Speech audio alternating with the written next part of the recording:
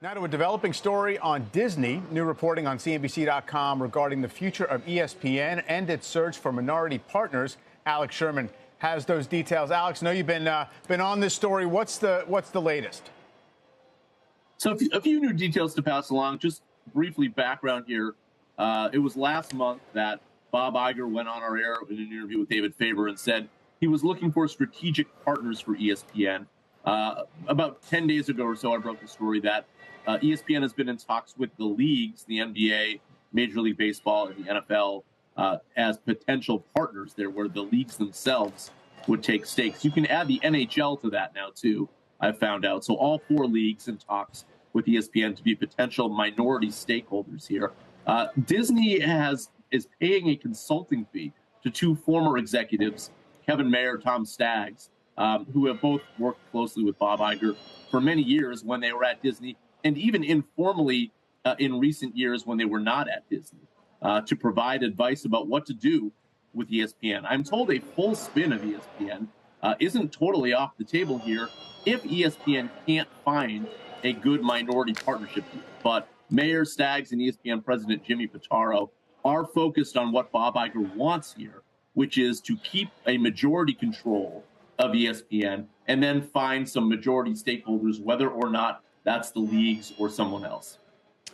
Yeah, and Alex, I mean, in the days since you have broken that story, clearly all of the questions around such an arrangement have been raised, right? I mean, look, the leagues rely on these big checks written by the networks like ESPN in order to actually pay their owners out, and that's the whole value of the leagues. And, of course, other networks are also in there as well. So presumably there would have to be some kind of revenue participation by those leagues. All these things perhaps have been hashed out. Has anything happened since then that makes that scenario seem more or less likely to you?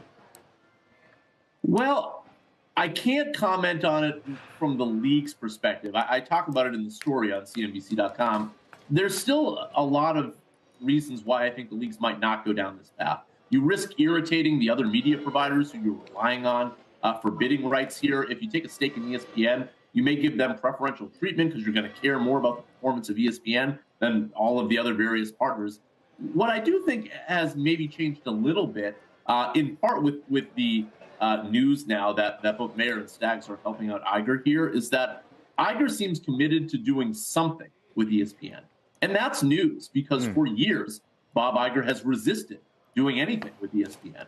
ESPN has been the crown jewel of Disney for decades. And now there is a realization, I think, even at Bob Iger's level, that this asset is now potentially a drag on earnings moving forward. So doing nothing is actually going to be a negative for the stock moving forward. So he's kind of boxed into a position, as so many people have canceled traditional cable TV as they transition into this direct-to-consumer business, which, by the way, also a little news nugget for you. I'm told that direct-to-consumer ESPN probably won't be launched either this year or next year. So we're thinking about 2025 or beyond.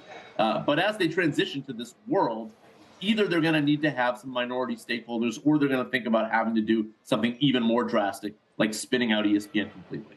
Yeah, that's a smart point. There's almost no doubt that the valuation it gets a bit punished based on their exposure to the linear ecosystem there. Big change from the past. Alex, thanks so much.